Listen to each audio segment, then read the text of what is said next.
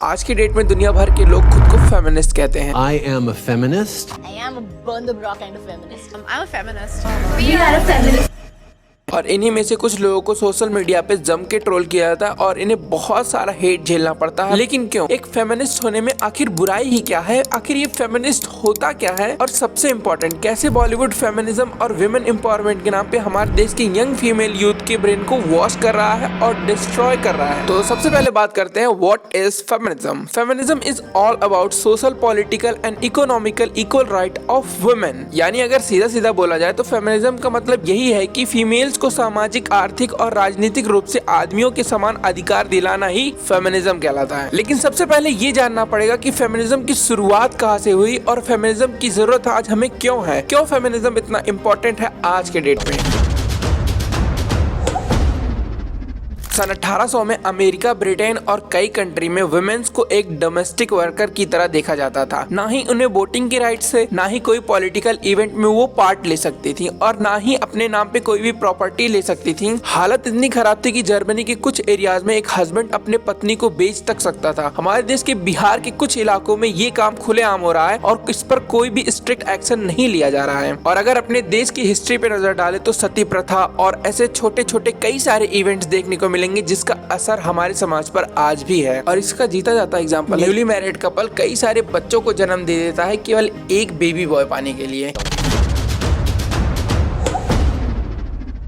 लेकिन आज के डेट में जो फेमिनिज्म की मीनिंग है वो उसको एकदम चेंज ही कर दिया गया है, एकदम डिस्ट्रॉय कर दिया गया है। और आजकल विमेन एम्पावरमेंट के नाम पे बॉलीवुड की कुछ फिल्मों में cheating, intimate with multiple partner, consuming drugs and alcohol, ये सबको नॉर्मलाइज किया जा रहा है और इन फिल्मों में दिखाया जाता है कि कैसे ये सारी एक्टिविटी करना बहुत ही कूल है, बहुत ही मॉडर्न है। सबसे पहली वेब सीरीज के बारे में बात करते हैं, वर्जिन भानुप्रिया। इस मूवी का मोटिव ही यही है कि अगर आप एक फीमेल हो, 18+ हो, तो आपको जल्द से जल्द अपनी वर्जिनिटी को लूज कर देना चाहिए। Nobody stays virgin at this age, रुको। वर्जिनिटी है, रजनीकांत की हड्डियां नहीं जो टूटेगी नहीं। मतलब ओवरऑल दिखाया गया है कि जिंदगी का जो सुख है वो इसी में ही है और इसको करने के लिए अगर आपको किसी के साथ जबरदस्ती करना पड़े तो करो, लेकिन करो।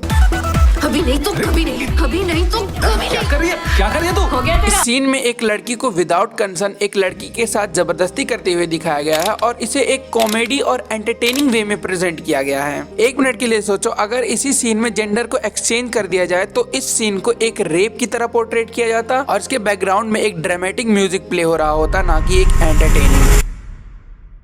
नेक्स्ट वेब सीरीज है 4 More Shots। इसमें एक सिंगल मदर को एक इंडिपेंडेंट वुमेन की तरह पोर्ट्रेट किया गया है जो एक लेट नाइट में अल्कोहल कंज्यूम करती है और एक सीन में तेज से चिल्लाकर वजाइना बोलती है। I mean, just say it. इसमें ऐसे दिखाया जाता है कि हम धीरे क्यों बोले, ये सारी चीजें छुपाने वाली चीजें थोड़ी हैं, जो कि ठीक बात भी है। लेकिन इतना तेज से चिल्ला के अपने प्राइवेट पार्ट के नाम बोलना, it's literally make zero sense. ऐसा करके इनको कौन सी इक्वालिटी मिल रही है?